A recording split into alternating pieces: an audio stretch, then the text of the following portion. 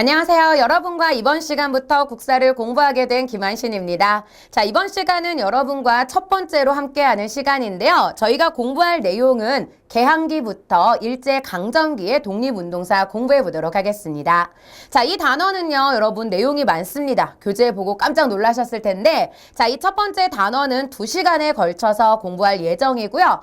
여기에서는 중요한 포인트, 시간의 흐름입니다. 자, 여러분이 이제 국사를 공부하실 때는요, 사건의 이름만 외워서는 절대 안 됩니다. 사건의 흐름을 통해서 이해하는 연습이 필요하기 때문에 앞 사건과 뒷 사건의 관계, 그리고 다음은 어떤 사건이 일어나게 되는지를 생각해 보시고요. 제가 연표 형태로 수업을 할 겁니다. 그러니까 교재 상단이나 하단 부분 여백에다가 이러한 내용을 메모하시면서 공부 이어가면 되겠습니다.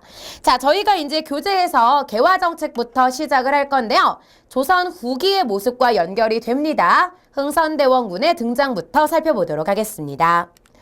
자, 먼저 19세기 후반에는 세도 정치가 이루어지고 있었습니다. 세도 정치, 특정 집안이 권력을 장악했던 모습인데요. 안동 김씨와 풍양조 씨, 그리고 다시 안동 김씨로 이어지면서 이 3대가 60년간 세도 정치를 이어가고 있었죠.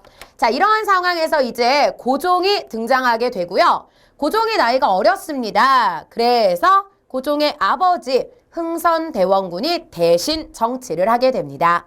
자, 여기에서는 이제 흥선대원군이 어떤 정치를 했는지가 중요한데요. 먼저 교재를 보시면 19세기 후반의 정세부터 살펴보도록 하겠습니다. 자, 당시 19세기 후반에는 두 가지 모습이 있었습니다. 판서 먼저 할게요. 자, 먼저 당시 첫 번째는 국내적인 상황으로 봤을 때는 무슨 정치? 세도 정치 시기였어요. 그렇기 때문에 특정 집안이 권력을 장악하고 있었고요. 두 번째, 대외적으로는 우리나라 주변 상황입니다. 외국 배들이 등장해서 무엇을 요구하고 있었냐? 통상을 요구하던 상황이었습니다. 그래서 모양이 다른 배, 이항선이 자주 등장했는데, 자, 흥선대원군이 집권하면서 이러한 모습이 모두 해결이 됩니다. 자, 교재에서는 여러분 밑줄을 그어주시면 됩니다.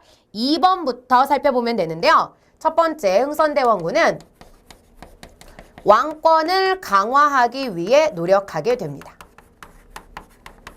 자, 당시 세도정치 시기였다는 건 특정 집안이 권력을 장악했다는 얘기죠. 그렇기 때문에 왕권이 약했어요. 하지만 흥선대원군은 이러한 안동 김씨 세력을 몰아내게 되고요. 여기에서 그들이 장악하고 있었던 오군영 그리고 비변사의 기능을 축소하게 됩니다. 그리고 다시 누구의 기능을 부활시키냐? 의정부와 삼군부의 기능을 부활시킵니다. 그러니까 비변사의 기능이 약해지면서 안동 김씨 세력은 쫓겨나게 되고요. 당시에 세도 정치를 타파하면서 유능한 인재를 고르게 등용했고요. 법전을 또 하나 편찬하게 되는데 제목만 밑줄 그어주세요. 대전회통, 육전조례와 같은 책을 편찬하게 됩니다. 자, 그리고 당시의 백성들의 생활이 어려웠어요. 그래서 교재 넘겨서 밑줄 그어주시면 민생안정책이라 써 있습니다. 자, 백성들은 당시 세도 정치 하에서 어려움을 겪었는데요. 백성들의 생활을 안정시키기 위해서 삼정을 개혁하게 되는데 먼저 전정을 개혁했다. 양전을 실시하게 됩니다.